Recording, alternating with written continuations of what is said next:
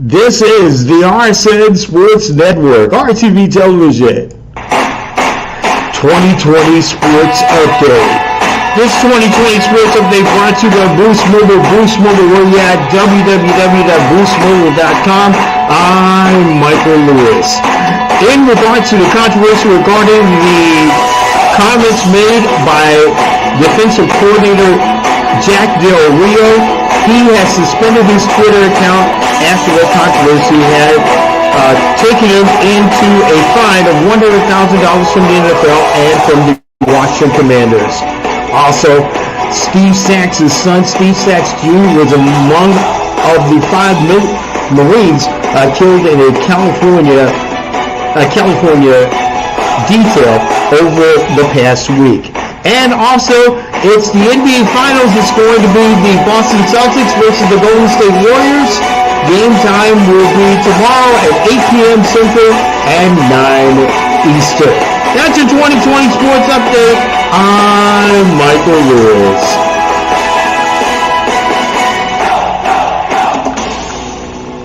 This is the RSN Sports Network, RTV Television.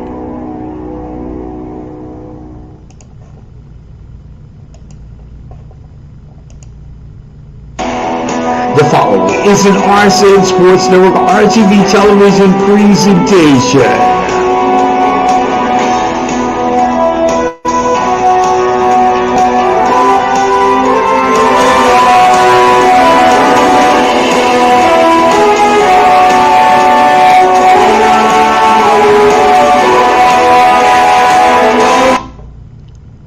This is the RSN Sports Network. KRB-TV, KRTV.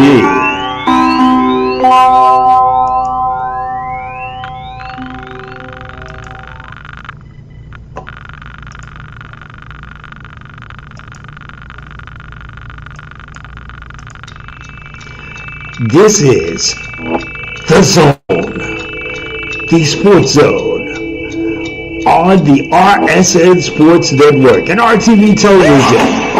With the sports fan, Michael Lewis, Marcus Mr. T. Turner, and J.R. Smith. Get it and talk now at 1-800-337-7171 or 1-713-534-4231. Now, from Points Abroad, here is the sports fan, Mr. T. and J-Mar. Every time somebody comes on and then for some reason the voice goes down. I don't know, the volume goes down. Maybe it's the groundhog. Maybe it's the pig. Maybe it's the dog or something. I'm not for sure.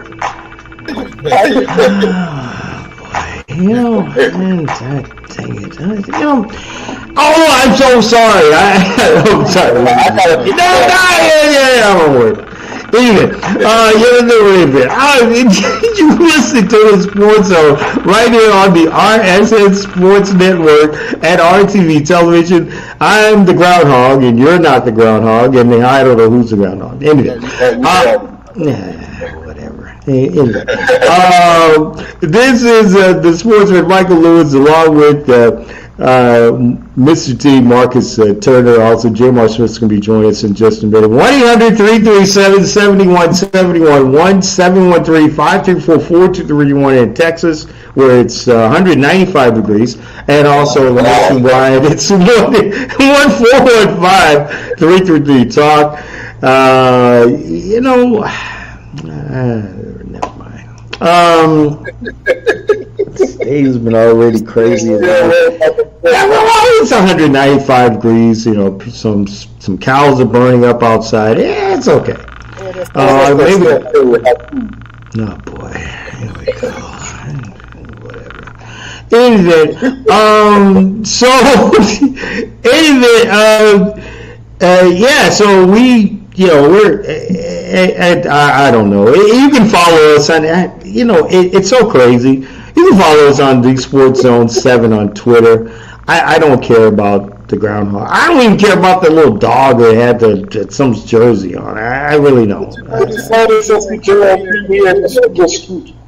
The groundhog been losing. What, you mean the groundhog caused you to lose? Oh, No, that's you. well, yeah, because never mind.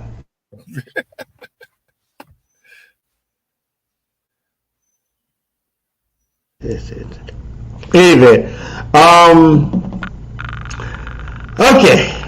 You know, I don't even know. I mean, this is your. Oh, here he is, and Jamar Smith is with us as well. Jamar, what's up? Please save me from the groundhog or the dog or the whatever now guy is here. I don't know. Please save me from him. He's here. Hey, he's here, and Jamar is here. The crew's here. Hold on, something's going on with my sound. 1 second.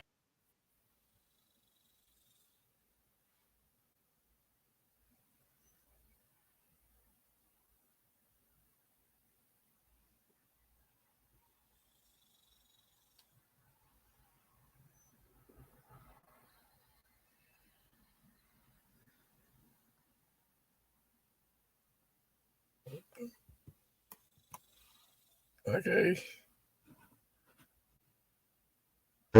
Zoning is brought to you by, this is your favorite part of the day, or the show, or whatever you want to call it. Zoning is brought to you by FanDuel Sports. FanDuel, where you can actually fix games like the little dog that Marcus has in some stupid jersey, and I don't know, it's whatever. Go to their website. You can pay $5. You can win $150, or fix a game like the little dog and Marcus. www.fanduel.com. I don't know. I'm just, what the heck? I don't make you believe it. No, I'm not. I'm not going to believe. I don't want to believe. After Garoppolo, I don't believe in the Bay Area no more. Anyway. We're going to drag a little bit. So, and probably know tomorrow night it is the game 5, I think, between the Boston Celtics and the Golden State Warriors at Loser Fran. The place where everybody loses. Giants and other teams there. Well, they're in Santa Clara. Doesn't matter. It doesn't matter. It's a Garoppolo. It starts all this stuff. Anyway, let's go with it as Jamar started getting his sound worked on as well. The making of I don't even want to talk about this, but the making of a epic finals. Like we really care, but we're supposed to care. The making of an epic NBA finals. Steph Curry went ballistic on Friday night, scoring 43 points, 10 rebounds, and also had 4 assists in the victory as the Golden State Warriors tied the series between them and the Boston Celtics by winning by a score of 107-97 on this one. The series now goes back to Loser Fran, California. Okay, making of an epic NBA Finals. Go ahead. Go ahead. You want to talk about it? I don't think I think it's two teams that probably equally matched. But I don't see it just overwhelming. Must see TV fruition. I think it's a good I got Golden State to come through. Boston is a good team, and it's a competitive series. Epic, I wouldn't give it that. It's a real competitive series. Golden State to snatch back the home court advantage, and I'm looking for them to just take over tomorrow night and finish them off in 6, as I predicted.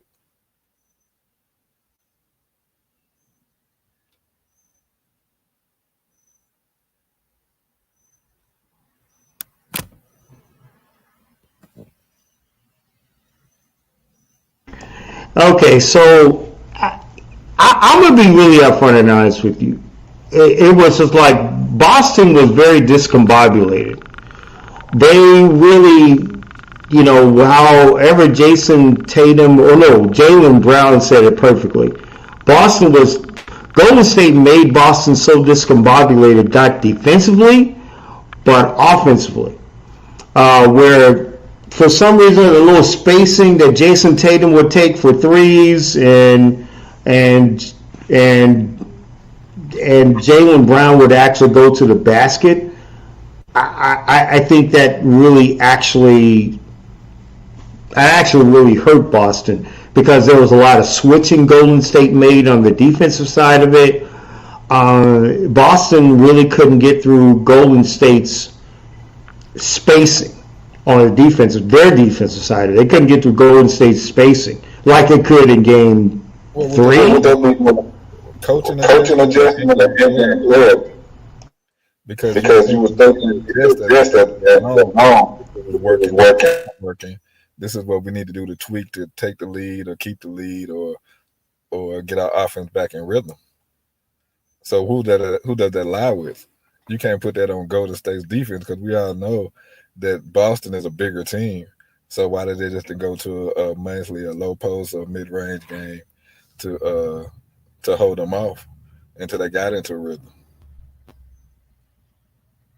I think the big thing that we have to take a look at with the situation with the finals itself. Even one of our colleagues, Rhian Henderson, said the same thing. Jamar's back with us. And Jamar, we were in the middle of discussion with the making of an epic NBA Finals between the Celtics, and you and I know what's going to happen. But they go back to Loser Friend, California, on Monday to play. Somebody says it's going to be 6, and those. Never mind. Let me stop. Your thoughts on an epic NBA Finals? I think this has a chance to be a great epic finals. What we've seen in these first 4 games is enough to tell me that we're probably in for one of the best series that we've seen in this era. I'm going to say this era because everybody wants to talk about 60s, 70s, 80s, all those other ones. In this era, this is probably top tier, one of the best series that we have going on. And that's just in terms of competitiveness, not in the sense of who likes who to win and teams like that. Like back when 2011 when the Mavs beat the Heat, that was a great series. But was it a great series because it was a good back and forth, or was it a great series because we saw Dirk single-handedly beat one of the first super teams, so to speak? So I think with this one, it's kind of along those lines, but it's a little better because both sides have a decent amount of help, which makes this a so much more competitive finals. Although I'm going to slide this in there, Boston would have won Game 4 had they not tried to take so many threes in those last 3 to 5, like those last 5-3 minutes of the game. They were doing fine up until that point. But to your point about the question of this being an epic NBA Finals, I believe it is so, and I believe it's going to go 7 because of the way that these games have played out. Well, we've been battling about Boston shooting since the series started, and I said it was undependable. It's not dependable, and that's why our playoffs I've been picking the Warriors because of their shooting, not just on the 3, but at the mid-range games, able to create shots for all their scorers, their players. That's why I'm always riding with Golden State until they find somebody that has the equal amount of firepower to go with them. But think about what you say in the firepower. It really wasn't that much firepower. It was Steph. It was Steph, and then the Celtics beating themselves. It wasn't that the Warriors overpowered the Celtics from scoring. The Celtics shot themselves in the foot. You got it. You were right. Like their shooting isn't dependable, but they shoot themselves in the foot not solely because they miss their shot. They take terrible shots at the worst possible time. Marcus Smart shooting a three with like 2 minutes in the game. And I'm not saying he can't shoot, but you're not a 3-point shooter. I don't care how many you make in certain moments in the game. He's not a 3-point shooter. And that goes, it does speak to what you're saying, where it's like they're not dependable, but they also take terrible shot selections. Like that's really their big Achilles heel outside of turnovers. They shoot themselves in the foot by taking terrible shots at the worst moment. Well, all that goes to like the Warriors. They have bad shot makers. You Clay, he can make some off some bad shots. Steph, Steph is up there all the time with bad shot makers. And then you have Jordan Poole that can come in and make some shots that's you wouldn't think was good. So when I speak of firepower, I just think they can pass the ball around to 4 players that could either dribble and shoot, dribble and score, come off picks and score, and they're just not dependent on Curry. Curry can create shots for everybody else. Even I'm so glad. No, finish your point. No, go ahead. I'm so glad you said 4. When you were mentioning like ball handlers, I'm so glad you mentioned 4 because I don't think because Draymond in this series has been absolutely horrible. And he's been horrible. And I don't think that's why this series is the way it is. I think it plays a role because you're getting in his head and things like that. And he claims like it's not affecting him, but like let's be honest, like I think it is because they run the offense through him. I think it makes it a more competitive series because he's not holding up his single digits, his 999 or 987 or whatever it is. So he's not holding it up. It's been 2, 3, 4, and 6 fouls. It's been bad. He had the same number of fouls as points at one point. So it's like he's not holding. Go ahead. No, go ahead. I think I think it's more so not necessarily Boston, but himself, right? Because whenever something goes wrong, he's flailing the arms and basically cussing the ref out and all of this stuff. And it's like he's his own worst enemy in this series. Right? Like I get that Boston is playing him very well in terms of not allowing him to see the floor well, and especially on the defensive side. Because like I never thought Draymond was a bad defensive player, but I never thought he was all that great. He's a position defensive player. He knows where everybody's supposed to be. Mm-hmm. He knows the rotations. He knows how to slide here, slide there. He knows what every player. He's good at help. He's a good help defender. Yeah, he's a great help defender. That's why he made his name at being a help defender. I think on ball, I think he struggles a little bit. Well, he's a short power forward. Right, that's what I was about to say, and it's also the position he's playing. Yeah, and he has slow feet. Let's hope Jimmy Garoppolo shows up tomorrow, and then that way they can. No, they'll know how to. No, they'll dig. Go ahead and let me stop. Anyway, let's go to the next one. As you probably know, the Commanders, they've had some problems off the field, and Daniel Snyder down to this past week. It was Jack Del Rio, the former Raiders head coach, and also now the Commanders defensive coordinator, making a statement in regards to the January 6th insurrection, calling it, and I'm not going to call what it said. In any event, as of today, he did delete his Twitter account. And also, the possibility may loom that for some reason or other, this may move the leadership role to Jennifer King, who may be also doing double duty as Ron Rivera's associate head coach this year because of Rivera's situation with cancer. What are your thought processes of Jennifer King possibly leading the team and doing Ron Rivera's job, Jack Del Rio's job while he's away or on suspension, possibly from the NFL? What are your thoughts about it, gentlemen? Well, I can see her being the assistant head coach, but they're not going to get rid of Del Rio because it'll be all sorts of ramifications for that. Because everybody a majority of people think what he said was dead wrong about the Capitol riots. But if they do that, they would have people coming back at them in the media that support what he's saying. Like, he can't say what he wants. So I think he's going to be there at least through the season, not unless he steps down. Because even his apology was kind of weak for me. You know, it was just I have to apologize. Oh, here's $100,000 to make up to help with his apology. But I'm pretty sure to even help Washington's situation, they have to promote King in that position. I think it'll give them it'll help them in public relations a lot. I had an interesting conversation with a friend of mine about this exact topic. I think this is a smart move by the Commanders in terms of bridging the gap of racial issues and sexism. Like, I think this is kind of one of those things where they're kind of doing a 2-for-1 deal in terms, and it's working to help build the PR that Jack Del Rio destroyed, although the Commanders' reputation has kind of been destroyed for years.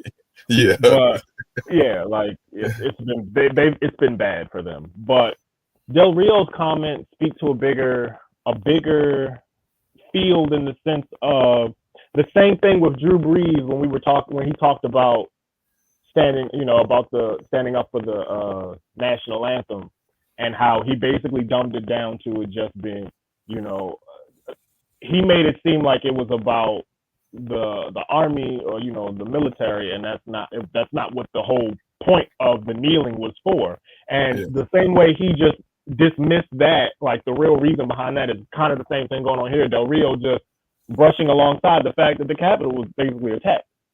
And what's even worse with the Capitol being attacked, nothing happened. Nothing happened, like, to those folks. Like, people just casually walked out like they were leaving a concert. So when you see that, and then you see public figures like Jack Del Rio who just say, "Oh, it wasn't nothing. It was just a sweep under the rug." Like, you acting like that wasn't something terrorist like that. What they did was inexcusable, and it should have been way worse than what it was. I don't think that the fine was enough. Like, that $100,000 fine, like that's like me sneezing in a tissue for them. Like, they have that type of money, where it's like, okay, you just fined me $100,000. I might be suspended a couple games. Like, I think the commissioner needs to get involved more so than just, the head coach issuing down fines and all this other stuff. But let's not take all of this is because this whole thing is because of why this young woman is now in charge. But I think this is for the greater good for the NFL as a whole. We've seen women in positions where they've been athletic trainers, they've been, assistant coaches and stuff like that, like with Tampa Bay and things like that. So this is just another step for women to potentially become, head coaches in the NFL. And will it happen? I don't know, but it's a good step in that direction. So I think this is a good thing. And having a woman's touch on this might be beneficial. Women are, a lot of people don't fully give women the credit that they deserve for what they go through and what they deal with. Women are intelligent, man. Women are very, very smart. Black women I can't even put it into words. I think black women are phenomenal. So I think this is a good step in the right direction to be better as a whole. But that Jack Del Rio situation is far from over, in my opinion.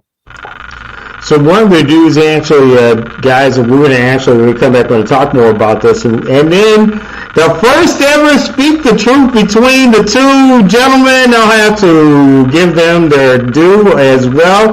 When we come back on the Sports Zone, you will be entertained by these two gentlemen. So when we come back on the Sports Zone, please stick around with us. Take a short break. When we come back, it is more of the Sports Zone right on the RSN Sports Network and RTV Television. You're listening to the Sports Zone right here on the RSN Sports Network and RTV Television.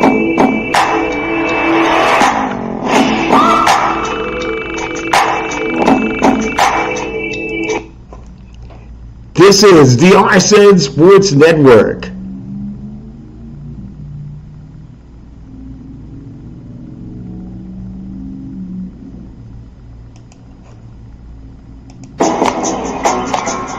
I'm the latest hashtag challenge, and everyone on social media is trying me. I'm trending so hard that hashtag common sense can't keep up. This is gonna get tens and tens of views.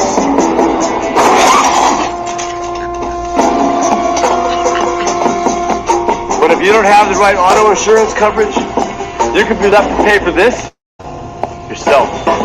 Get Allstate and be better protected from mayhem for a whole lot less. This is the RSN Sports Network. In the NBA playoffs, anything can happen. 1 minute you're feeling great about a bet, then you hear that voice in your head. Hey Chuck, let's get out while it's still good, man. You don't want to end up looking like a knucklehead. That'd be terrible. Well, FanDuel, the ball's in your court. Hit cash out and tell that voice in your head to be quiet. You hungry? Hey Chuck. Hey, you getting hungry? I'm getting hungry. I think we're getting hungry. Well, I could do some cupcakes, some jalapenos. Sign up now and get a risk-free bet up to $1,000. FanDuel, official sportsbook of the NBA. This is the RSN Sports Network.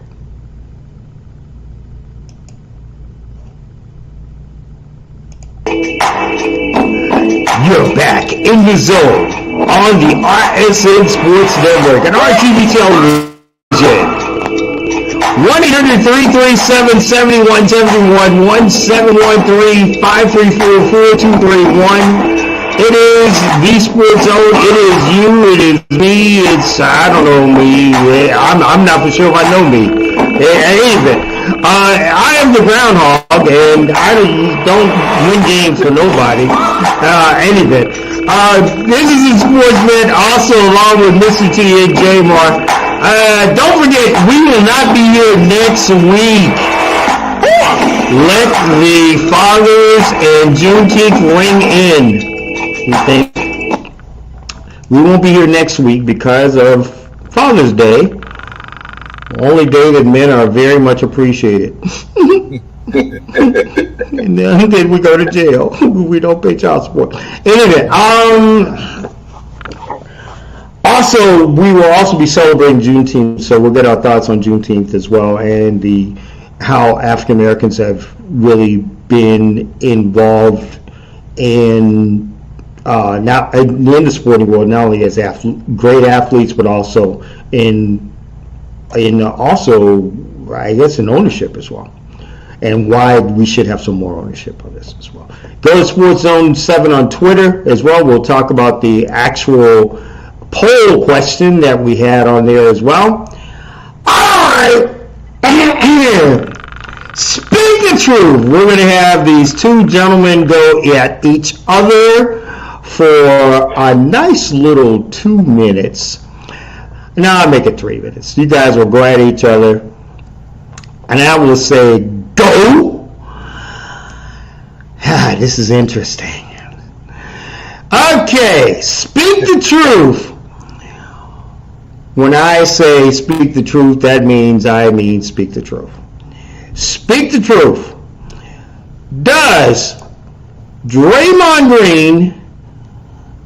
Will Draymond Green cost the Warriors a title, win or lose? Will he cost them a title?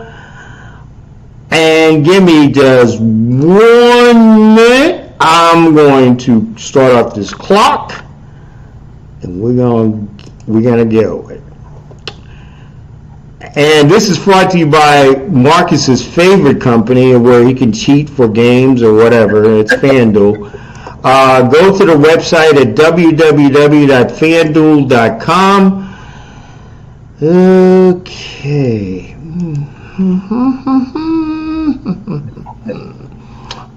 I know I've been waiting on this. I've been waiting on this. I don't know. I've just been waiting on this. I've just been waiting on this because both of you guys are so great. Okay. And here we go. Go! Well, I'm going to say Draymond in the top 10. And the reason I say that is simple. You can't stay out of foul trouble. If you can't stay out of foul trouble, you can't be on the floor, right? So the effectiveness of him being a facilitator and reading the defense and being able to orchestrate the ball to Steph and Clay is ultimately going to be hindered by his own theatrics, because he likes to flail around and it's not going to end well for him. And I think he's fouled out twice already. He has more fouls than points in this game, in this series. So that right there speaks a lot to what I think is going to happen. And he's going to cost them the series, one, for not being able to be on the floor and being that facilitator that ultimately the Warriors need, because he does help them orchestrate the offense. Well, I don't think he's going to cost them, because Steve Kerr is not going to let him go out there and just be out there doing nothing and costing his team possessions, taking attention away from what they're trying to go, their ultimate goal is. And above all, Draymond's really not a selfish player. He knows he's not playing well. And if they're winning with him sitting on the bench, he's going to take it. He's going to sit there and just take his championship like that. He knows he has to step up. And they have other players that can do all the things he does, 3 other players that can probably come in and fill his role. Maybe it's time for them to move on from after this year, but as of right now, there's no way they're going to let him cost them the championship. They're too close, and it took them 2 years to get back here. So if Boston straight up beat him, that's fine, but Draymond, it won't be Draymond's fault, because he know he can come sit on the bench. Kerr proved that the other night that, hey, we can win without you. If you're not playing well, we got other people that come in and substitute, and we'll get the job done and on our way to a championship. So that's a good point, but Draymond is terrible. I just he's don't, not I don't a like selfish anything guy, about though. his game. That's the whole thing. No, you're right. But I don't think he has the game in this series that's going to help them win. He's had trouble with Al Horford. He's had trouble with the big man, Robert Williams, Al Horford. He even struggles with Jaylen Brown. I think it's just going to be hard for him to stay on the floor because of the way Boston offense is, where they're able to penetrate and kick out, or penetrate and draw the foul. I think he's just going to have a hard time staying on. They're going to get him in foul trouble. It's happened like every we were game. talking about earlier. That depends if Boston able to hit shots. If they're not hitting shots, he can stand a little longer, as long as he's not out there creating diversion from his team. Like, say, talking to the refs. Because I think a lot of calls that Curry don't get is because of Draymond. But at the same time, 1 minute. I know that the team as a whole, the leaders of that team, will not let him cost them the championship. They'll sit down and talk to him like, hey, you're doing too much. It's not similar to Rodman, but you know how they had the time. They had to bring Rodman back sometime, reel him in when he was creating too many problems. I think Kerr, Thompson, and Curry can reel him in, and also Iguodala's over there on the bench too, to say, "Hey, you're doing too much. You're gonna probably cost us some games or some points here and there. We need you to stop it. If you can't, you're gonna have to come sit beside me." That's a fair point, but if that's the case, they should have been doing this the last 2 games. Like, it shouldn't be right now that now we're telling him he's doing too much. He's been doing too much this entire series, and it's low-key been biting them in the butt. Because like I said, Boston doesn't take dumb shots, they win this game, and it's 3-1 instead of 2-2. And it's hard for that. You just think that Draymond's going to change his ways with 1 game. Time. Great debate between you. Speak the truth. Brought to you by Marcus's favorite place that can cheat games if he has his little dog with him. FanDuel, where you can bet on $5 for $150 unless you reach Marcus and his little dog with Steph Curry's jerseys on. Then it's a different story. Any event, let's go to our next topic. As you can listen to Watching the Sports Zone right here on the Arts and Sports Network on TV television. Alrighty. Even though I can't say much on this, but Deebo Samuel is staying by the Bay along with this guy here, Nick Bosa. Samuel still here showed up in mandatory minicamp. Their reports are that he will get a 4-year, $100 million contract extension, while Bosa will be getting a 5-year, $150 million extension by the 49ers. Samuel is looking at close to at least $25 million a year in the extension money, while Bosa, he didn't really care, but they're looking at $35 million for him. Gentlemen, I can't really say much on this. I'll let you guys take it over. I think it was a good move for them to keep Debo. Bosa more so. Debo, in the immediate future, he's going to help them. He's going to help the young quarterback. He's going to help the whole offense overall. But Bosa will help the defense, and he's going to be the face of that franchise for the next 5, 6, maybe even 10. I'll say 7 more years. So I think it was a good job, and they just have to show up the quarterback position, because I'm pretty sure Debo's deal going to get redone in about 3 or 4 years. So we'll see how that goes.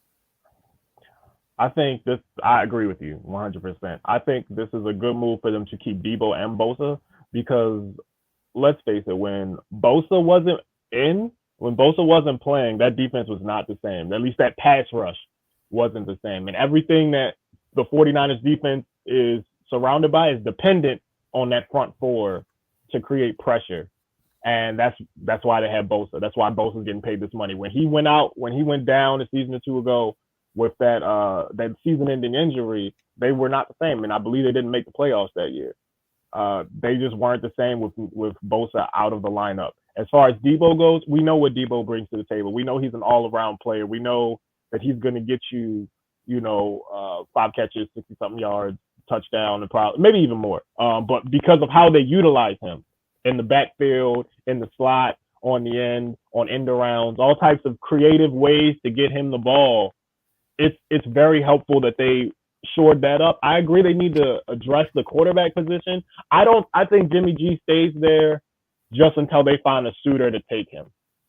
I think this is going to be Trey Lance's team. From what reports I've heard from listening to OTAs and stuff like that, Trey Lance has been really, really good, and they've liked what they've seen from him. And obviously it helps with Jimmy G not being there, so Trey Lance is getting all of the first team reps and all of that. So I think Trey Lance is the quarterback for the future for them. I think Jimmy G's time is done.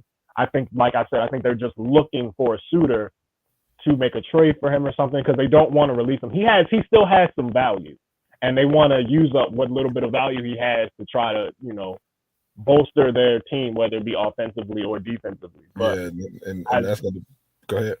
Yeah, I just think Bosa and Debo were the more prominent needs for them, because they knew what quarterback they had. It was either Jimmy G or Trey, and it was just about who's going to play well. And since Jimmy G's out, it's going to be Trey. And I think this chance for him to get these reps with these players is very beneficial to him taking over the reins as the quarterback of the future.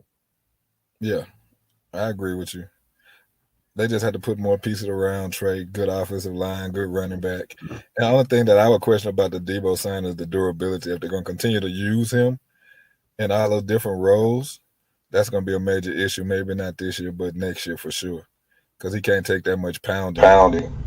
I think Debo wants to be a receiver more so than a running back. I think he's made a point that he'd rather be a wide receiver than a running back. I mean, it's just like, I believe in Seattle. I think if Seattle will win the NFC West. Oh, wait a minute. What am I talking about? Any event. I lost my mind here. The Seahawks win the NFC West. Where did I come up with that? Any event.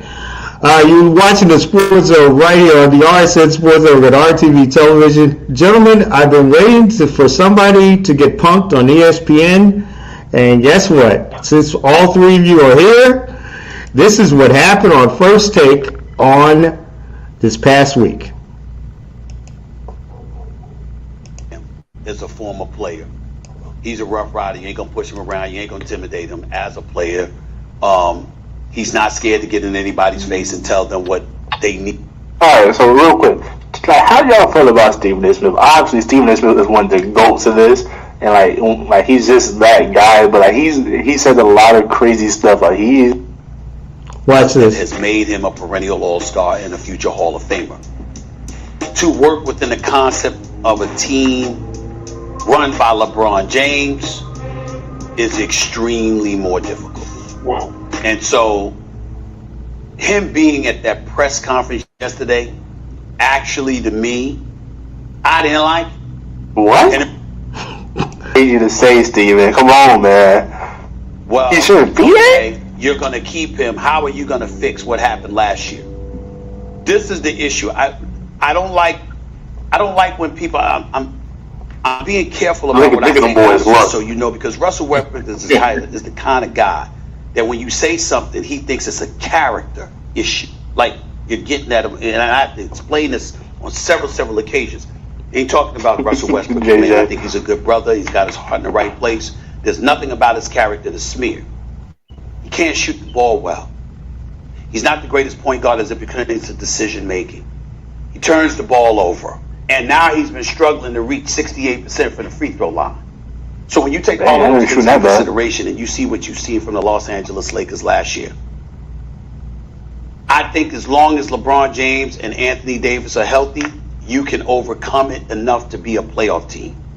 But that's about the height of my expectations for the Los Angeles Lakers. Whoa. You said a random take. JJ, don't go. Explained a bunch of things about Russell Westbrook that had nothing to do with that take, and so I want clarification on it. Sure. What is your issue with Russell Westbrook being at that news conference?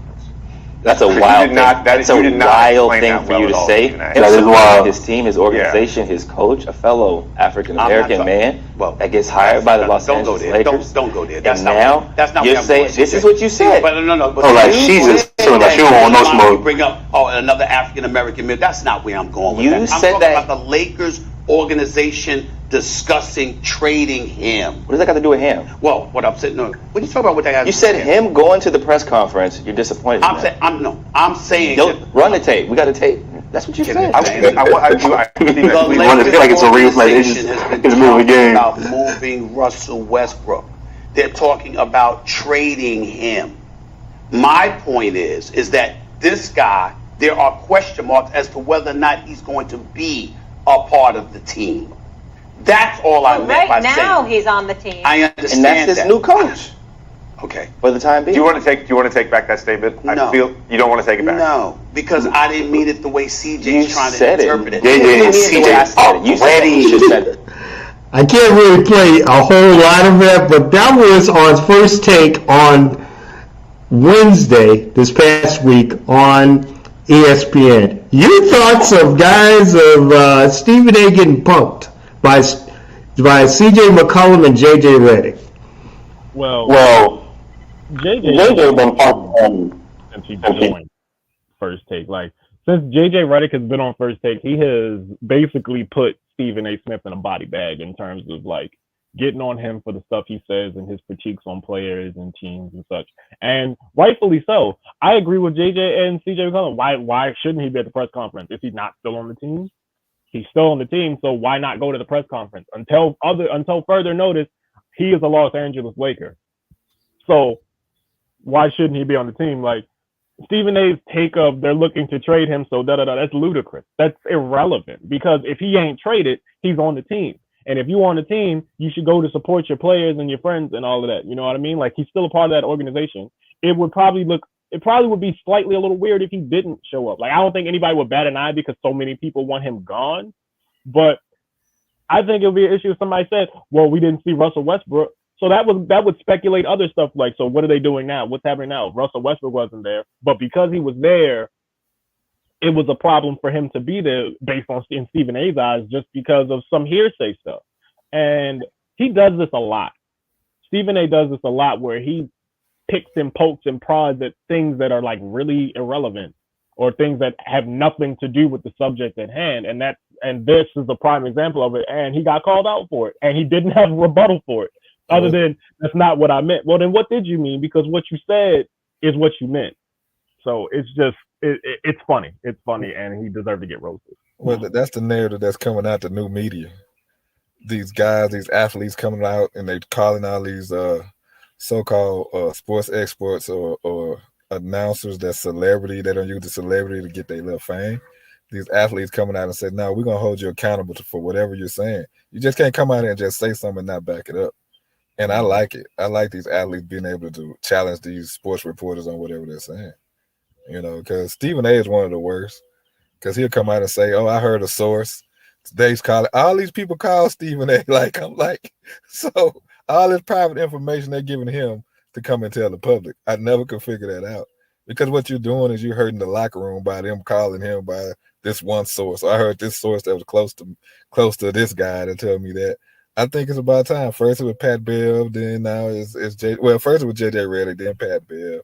I think more of these athletes are coming out, especially with them being able to speak up for themselves, because they just had the press conference, but now they're able to say, "Hey, no, this is not true," or "What you're saying is wrong," or "Why are you saying that?" So I think it's about time they call him out. It's like he's trying to create some type of issue for the media grab onto, so they can continue to talk about not necessarily the Lakers, but basically to down Russell Westbrook. I'm not a big Russell Westbrook fan, and I'll call him out when I feel like he's playing. I'm a big Russell fan.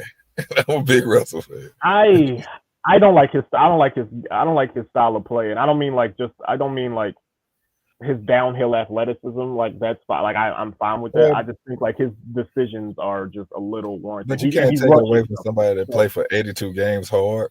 So there is going to be tape of him messing up. Yeah, but he was a lot more with the Lakers. Everything the Lakers is a lot more. He did well with Washington and Houston and then like because of the role he had in LA. Hindered his power play. So I'll say that. But I've never been a major Russell fan, but I'm not going to be put him in he shouldn't be a hot conference. Like that's not right. Well, I think it was the whole this year. I think he was trying to find a with him. Mm-hmm. You know, everywhere he played, you never hear teammates actually say stuff about him. It's mostly the media. You know, so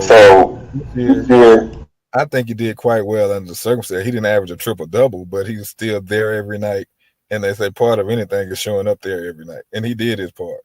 Now with Anthony Davis, almost all the time. But let's move on to the next one. All right. They're sharing an endorsement with Under Armour and also with Adidas. But also in this past French Open as well, and I mean just this past French Open, there had been a sighting for some reason or other of LaMelo Ball being at the side of Corey Coco Gauff. The two were actually together some way or another at a actual post-French Open gala in Paris, or not that far from Roland Garros. Do you make of this situation, Coco and LaMelo, more than endorsements, or is this just something that I don't know, it's just some report that the two were by TMZ, and I really don't think of anything from them anyway. They're two guys that just drink beer and they talk about people. But do you think it was anything? I mean, they endorse the same thing, but thoughts, guys? I mean, it's so good. They have a lot more in common. If they want to date each other, I think they should be allowed to date each other in peace. I mean, I ain't put too much into that. You know, it's like, they're millionaires, they're rich, they're hanging out, and they're enjoying life. I mean, I don't think everything that an athlete does should be under so much scrutiny. Because when it goes bad, then it's, why did it go bad? Why is this happening? I think let them be friends. If they're just friends, let them be friends. Don't follow them around with a camera 24/7. Let them be friends. Go out, hang out, date, break up, whatever young kids do at that age. I don't really see too much of it. I don't see too much stock in this. First of all, can we just? It's like you said. Can we just let people be people? Like if they are dating, whatever. I think it was an endorsement thing, but we don't know. We don't know what they do in their private lives. And I think so much is wrapped up into what celebrities do and who they date. And it's actually kind of weird, because why are we so enamored about somebody else's relationship, some celebrity's relationship who we've never met? Everybody's so ecstatic to see people dating other people. Like, these kids are young. Let these kids be kids, man. And yes, they're here for endorsements, and I mean, right? I think they're just friends now. I don't, like I said, I'm same as you. I'm not reading too much into this. Like, they're kids. If they are dating, whatever. Who cares? It doesn't matter. They did the same thing with Lori Harvey and Michael B. Jordan. Right? They dated for a year. They broke up. Everybody went into a frenzy. Oh my God, why did they break up? And then everybody goes on. It takes sides on who they believe broke up with who, why, and who's right, who's wrong. Like, does it really matter? Like, let them date. If they're dating, they're dating. If not, I mean, who cares? I got other things to do. It's nuts. It's nuts. Also, don't forget the Street Mental is next with Brianna Henderson as well at a little bit after the top of the hour as well. All right. Our zone poll question brought to you by Marcus's favorite company, I'm not going to even say it. It's okay. Anyway, Zone Takes, the Zone poll question is brought to you in part by FanDuel. FanDuel, where you can fix games and try to see if the Warriors try to win it. I don't know. Who cares? Anyway, Zone poll question on our Zone, the Sports Zone Twitter feed. Based on 15 votes, win or lose, will Draymond Green leave the Warriors? We had 11 yes and 4 no. Based on 15 votes. I wish he could leave tomorrow. But in any event, wish he could leave tomorrow.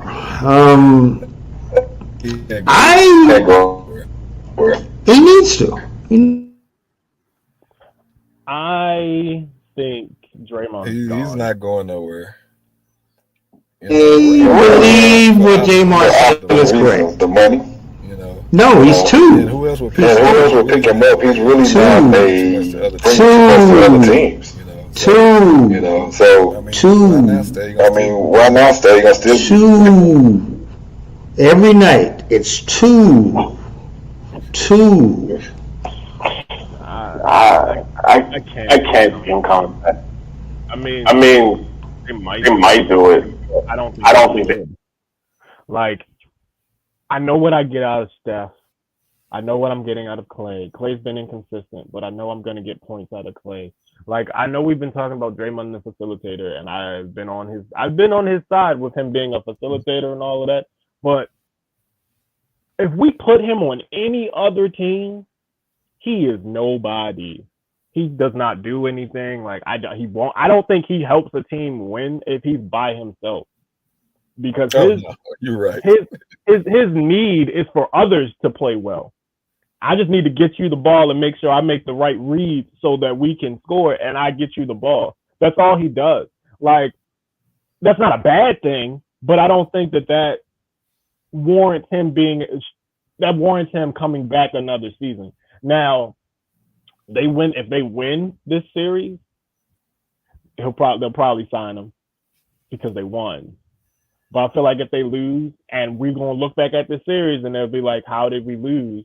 They're going to look at those 2-3 games or 4 games, those 2 games, at least 2 of those games where he fouls out.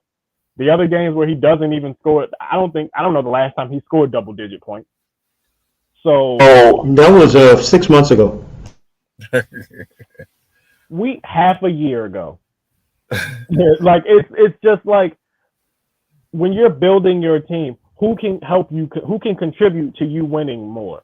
Is it going to be Steph, Clay, or Draymond? Out of those 3, Draymond is that weak link, and they're going to have to pay Clay or something, or because once Draymond's going to be gone. I can't. I'm jumbling my words around a little bit because I'm trying to figure out a way that he stays, and it's just not. It doesn't seem like it's a possibility.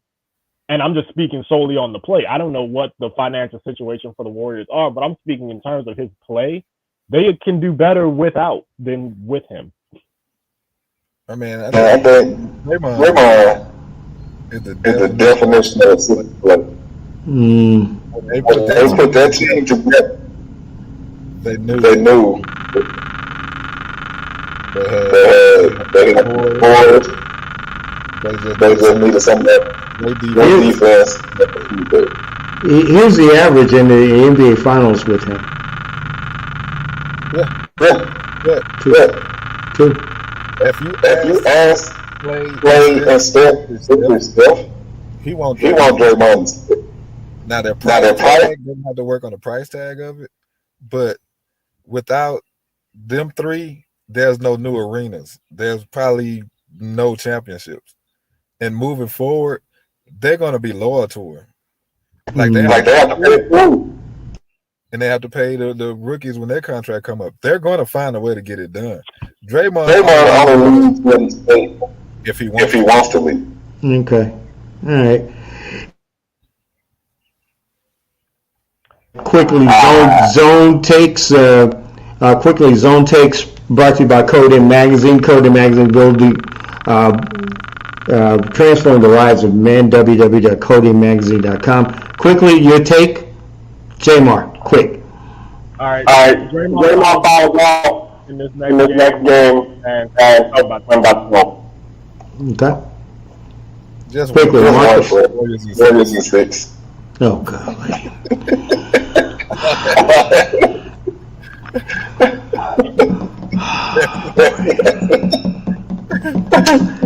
I just say, bring on baseball season next year. Whatever. That's going to do it for us. We're not going to have a show next week. We're going to be gone. That's going to do it for us. Please enjoy Father's Day with your dads as well. And if you're a dad, happy Father's Day to you. And don't forget, Juneteenth is next week. Do whatever you can. Remember, we will be done. By the time we come back on the 26th, the Boston Celtics will be the world champions anyway.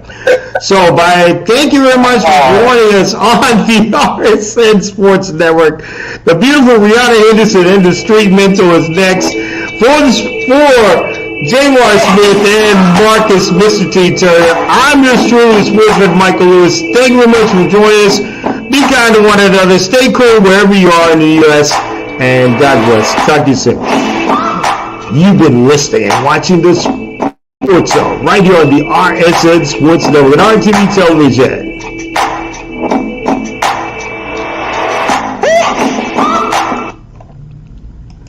This is the RSN Sports Network, RTV Television.